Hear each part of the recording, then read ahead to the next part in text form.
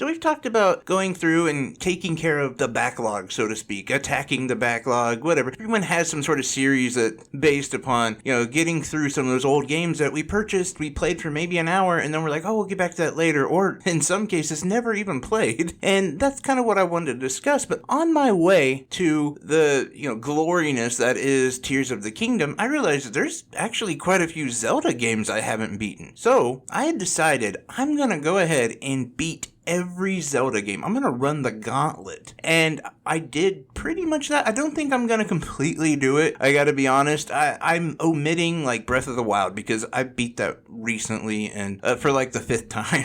I play that game all the time. Even like Link's Awakening, because that's another one that I sometimes go to. Just it's like comfort food for me, but in the form of a game. I definitely want to talk about my experience and talk about like there's probably going to be one more video. I got 2 videos that are on the way. One, I'm going to do the other Zelda games that I don't cover here. I also have the review for Advance Wars 2 coming out, which if you didn't like my review of Advance Wars 1, trust me, you're going to like this one. There was a reason I did it the way I did. But before we get into that though, I do want to discuss something else that's been going on. And I have been, less present than normal. I haven't been commenting on a lot. I haven't been around. I have to let you guys know that I really just put my phone down and I have been staving off depression and anxiety. And this all stems from a financial issue that happened. I'll briefly go over. I owned my own business at one point and I did everything the wrong way. Everyone, including myself, made the same amount of money per hour, which, not exactly smart in corporate America. And whenever we got bonuses,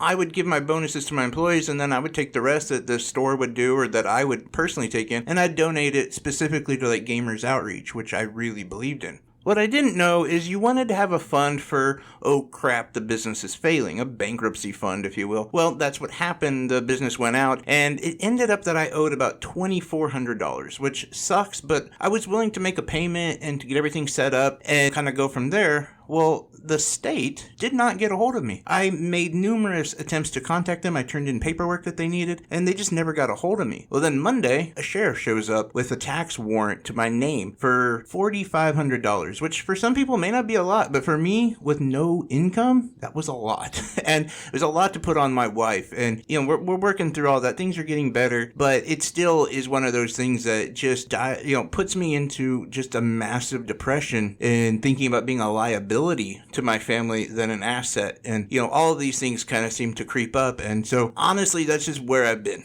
And I'm trying to do my best to continue production of, videos and continue working on games and all that. But it's difficult. And I really have to throw out a big shout out to Adam Miller, who was literally like talking me through this like crisis I was in when it all happened. And he really did like center me. He helped calm me down quite a bit. So I owe him a lot. But anyway, let's talk about Legend of Zelda, and we're going to talk about just the first 2 games. Yeah, it's crazy. I've never beaten the first 2 Zelda games. I'm a huge Zelda fan, but due to age and availability, the first and second game were not something that I always had access to, and not to mention, I kind of thought they just looked kind of bad, honestly, and I played the first one multiple times for the first 10 minutes or so. I really had no idea how in-depth this game was. If you're like me and you've never played it, let me tell you, there is a lot to this game. Maybe it's my age or something, just not having enough appreciation for those old games, but I couldn't believe how many dungeons there were, how many secrets there were. There was a lot in this game. When I think about old school NES games, I think about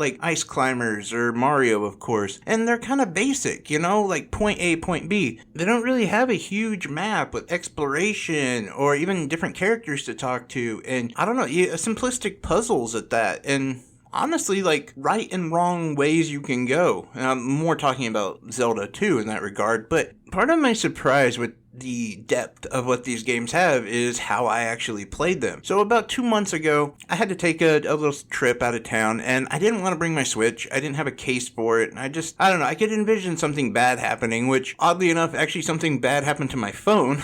But I ended up taking this little Game & Watch Zelda, it was anniversary special thing that I got. I think it was released in 2021, they were $50, and it had The Legend of Zelda 2, and Link's Awakening, as well as this other little mini game kind of thing. But I've never messed with it. I've taken it out of the box to check it out, but I've never played it, and I thought, well, this is perfect. If I lose it, it's gonna suck, but I can keep it in my pocket. It's like basically the size of my wallet, so this will be great. And I ended up blowing through all 3 of the games. It was perfect because it lasted just as long as my trip. It used the Type-C charger, so it didn't really take too long to charge when it was going down, or I could just have it plugged in while I played. And I consciously wanted to play these 2 games, so this seemed perfect. But what I was surprised by is this little device actually holding so much information, and these games having that much information. Like Zelda 2, which is arguably the hardest Zelda I've ever played, might though be one of the most in-depth NES games ever. There is some craziness to that game that I couldn't believe, just like different NPCs and different paths that you take. Like I kind of already went over it, but it was really surprising, including like the final boss in that final area in general was just incredibly surprising. Again, also incredibly difficult and had me very angry that I decided to play it on like a 4-inch screen or whatever. But honestly, it showed me why so many people had so much love for these games. I just assumed that it was kind of, I don't know, a catchy IP,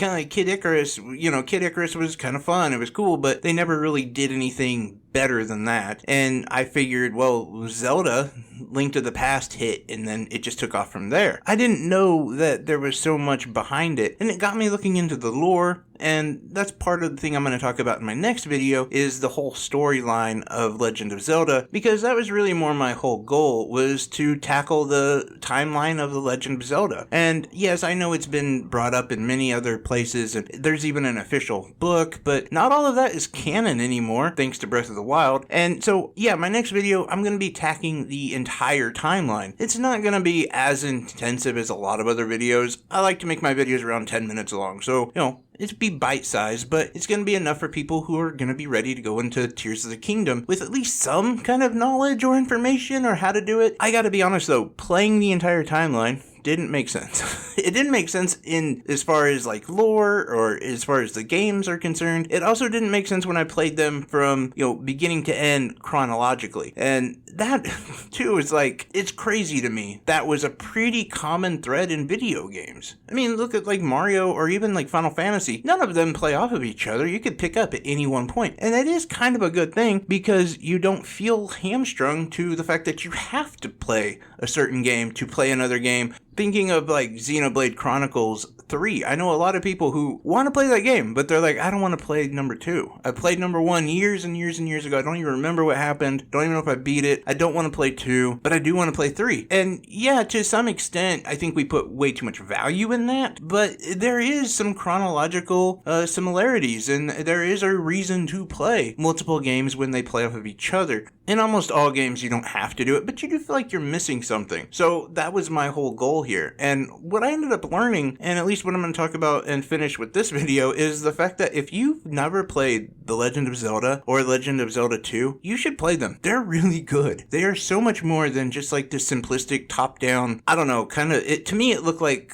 almost like a twin-stick shooter, if you will, without the, you know, dynamics of a twin-stick shooter, but just like a top-down action-adventure game, you know, that was really basic. No, there's like far more to it than that. There's a lot of secrets. There's, you know, the Master Sword, for instance. There's stuff like that. There's puzzles throughout this game that are far more in-depth than I would have figured for that time. And Legend of Zelda 2 only builds upon that, honestly, with arguably, I think, one of the weirdest aesthetics for a Legend of Zelda game. Like, I can't really see Link in like that 2D side scroll look without it being like Smash Bros or something. Like it is kind of, I don't know, it's not right. That's what I'm gonna say, but they tried it, and what really came out of it was a different game. It was more like a Zelda RPG in many ways. I'm really glad I was able to play those 2 games because it really built upon my love for Zelda. And so for anyone who's interested, you definitely should. But real talk, I'm just gonna say, as a reviewer, I was thinking, oh, well, this is bad, this is bad.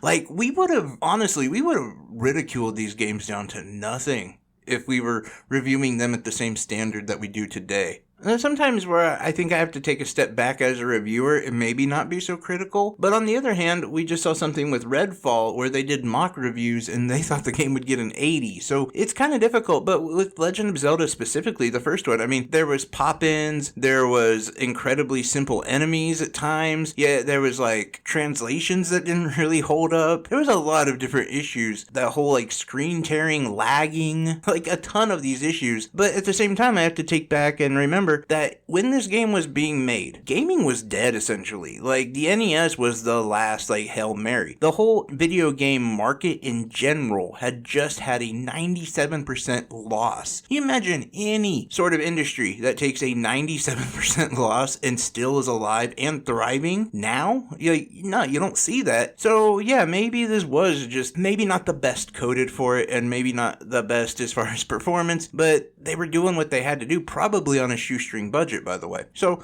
I don't know, it just made me appreciate that. It made me appreciate the 80s and NES gaming, because maybe there's a lot of stuff that I'm not aware of that I need to go back and play and check out, which only adds to the backlog. But that's just my thoughts. You guys should definitely check them out. Like, if you're fans of the series, now we have like NSO, now there's options. Hell, emulate them if you can. It's definitely worth your while and worth your time. And just a super last side note, I gotta say that getting through some of these games and playing some of them, especially within the last week or so, has been really therapeutic. And it's made me realize why I love the series and why I love gaming so much. It saves you from yourself when you're in very dark times. And yeah, I appreciate that. But anyway, I appreciate you guys, because you guys are amazing. And you're one of my reasons for being, so to speak. So thank you all so much. I appreciate each and every one of you. Please leave a comment down below. Let me know your thoughts on Legend of Zelda, Legend of Zelda 2, IRS, any of that fun stuff. Nah, just seriously, what games you're playing? What are you looking forward to? Are you going to pick up Tears of the Kingdom? How hyped are you for that? And honestly, how scared are you that it's going to be ruined for you before the game even comes out? Anyway, if you made it this far, I love you guys. Take care. Bye-bye.